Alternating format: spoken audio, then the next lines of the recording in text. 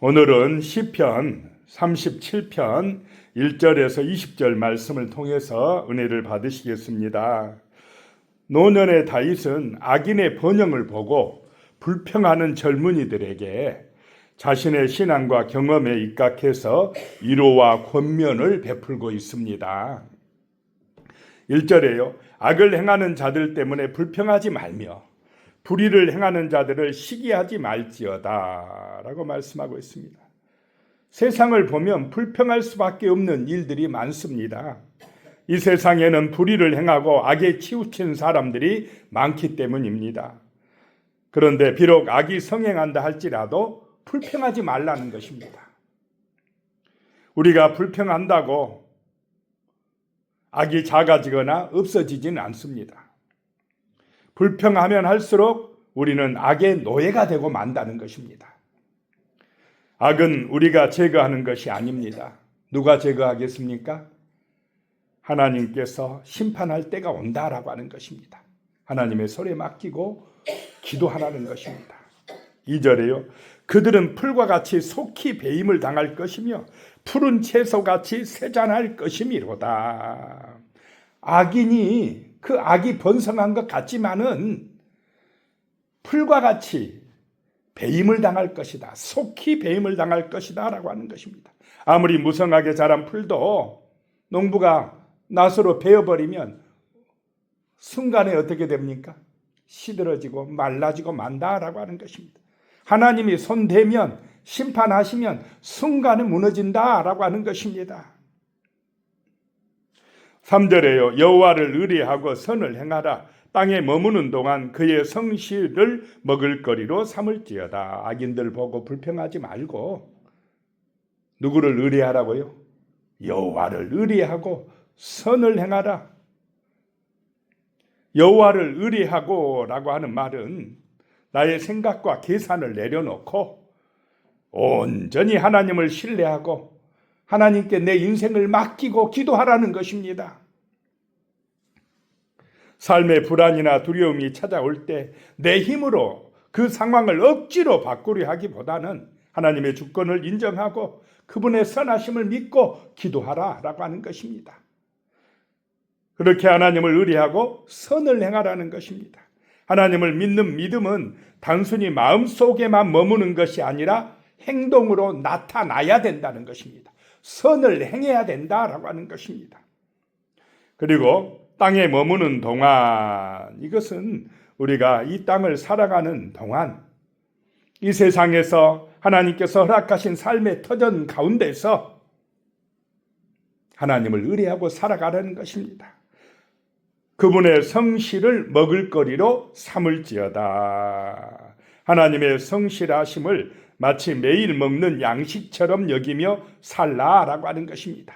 우리가 매일 밥을 먹어야 육체가 힘을 얻듯이 매일 변함없이 하나님의 신실한 말씀으로 은혜를 받아야 이 세상을 온전하게 지혜롭게 살아갈 줄로 믿으시기 바랍니다. 4절에요. 또 여호와를 기뻐하라. 그가 내 마음의 소원을 내게 이루어 주시리로다. 불평하지 말고 하나님으로 기뻐하라는 것입니다. 하나님 때문에 기뻐하라는 것입니다. 그러면 주께서 내 마음의 소원을 이루어 주시리라 라고 말씀하고 있습니다. 바울과 실라가 복음을 전하다가 핍박을 받고 빌립보 감옥에 갇혔습니다.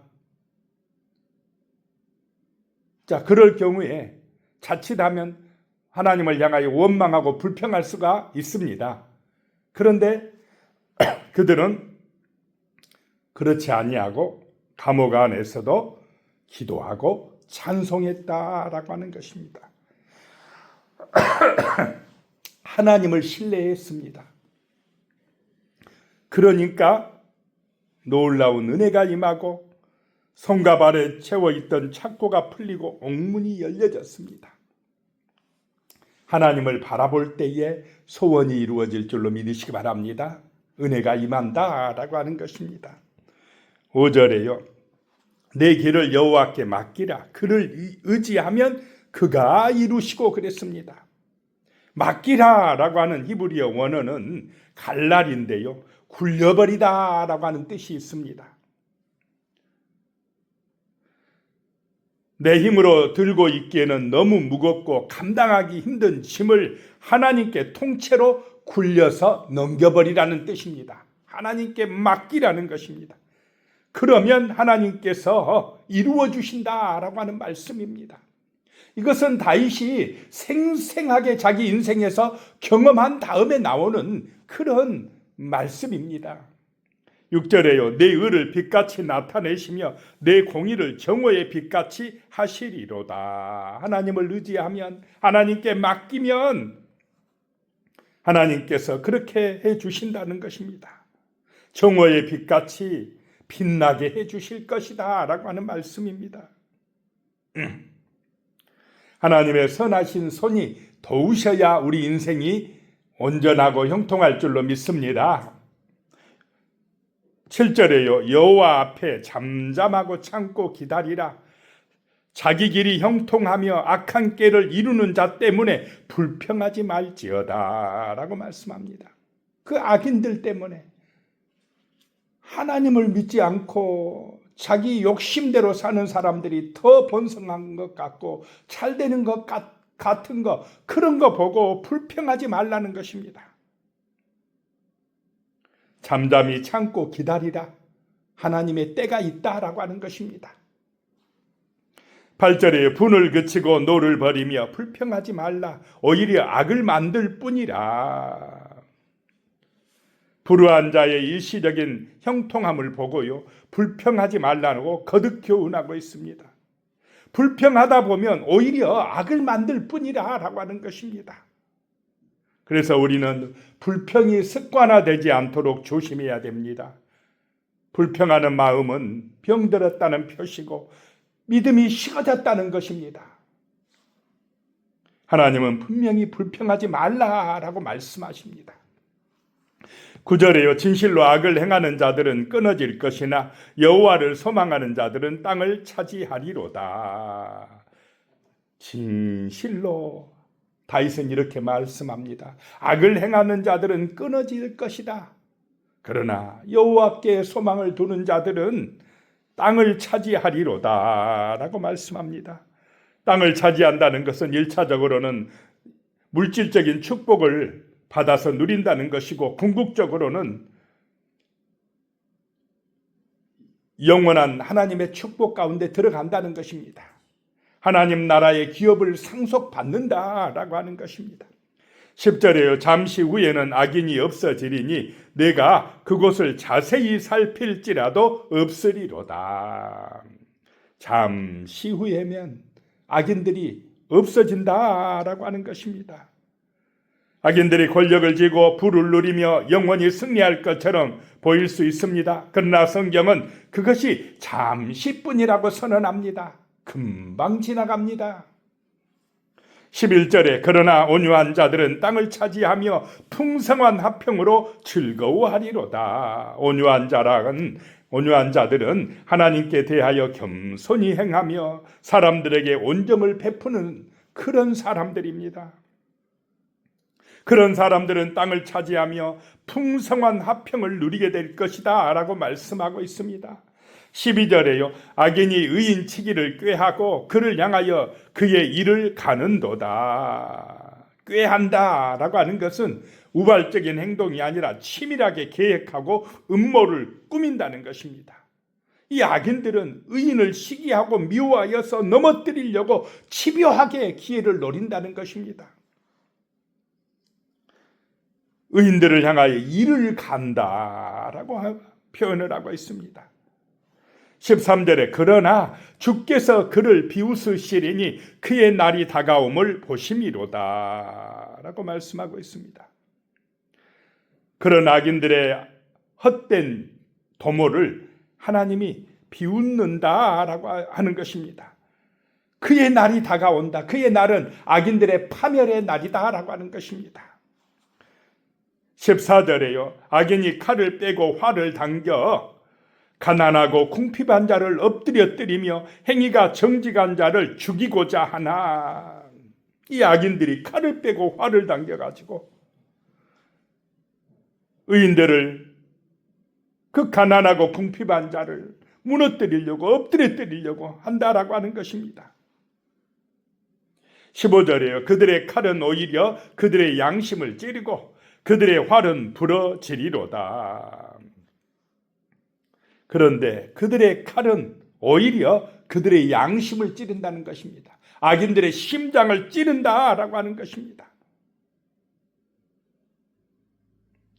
그리고 그들의 활은 부러지리로다.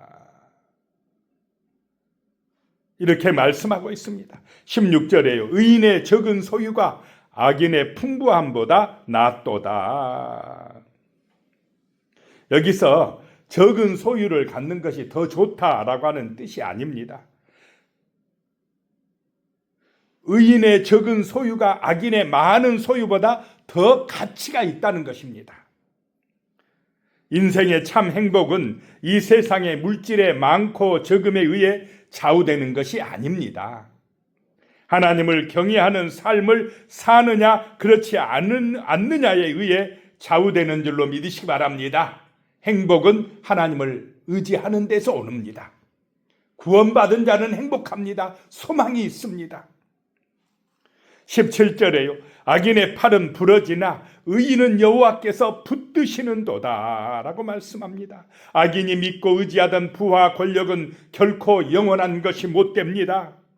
하나님의 심판날에 그들을 구원해 주지 못합니다. 그러나 의인은 하나님께서 붙들어 주실 줄로 믿으시기 바랍니다.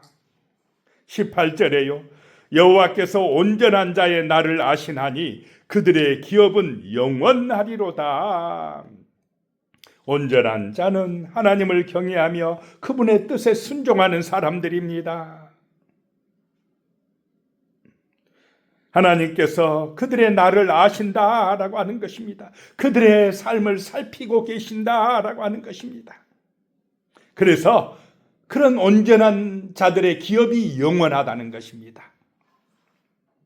19절에 그들은 환난 때에 부끄러움을 당하지 아니하며 기근의 날에도 풍족할 것이다. 것이나 왜 환난 때에도 부끄러움을 당하지 아니하고 기근의 날에도 풍족하겠습니까?